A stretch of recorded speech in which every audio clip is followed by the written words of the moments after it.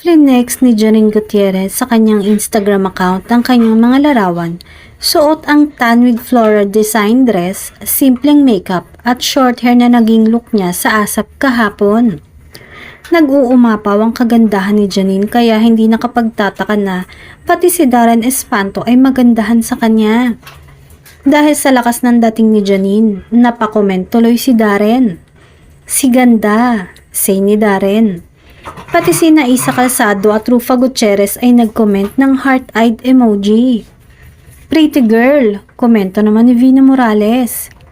Nagpaula naman ng mga komento ang mga fans sa pictures ng aktres. Wow, blooming, so pretty. The most beautiful woman in the world. You're aging like the finest wines, Nini. Stay happy and good luck to your upcoming projects.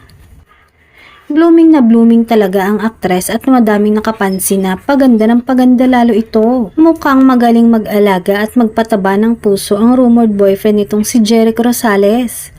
Hindi din naman maikakaila na simula ng maling sila sa isa't isa, ay maraming good things at blessings ang dumadating kay Janine. Say nga ng Econin fans, ay lucky charm daw ni Janine si Jericho.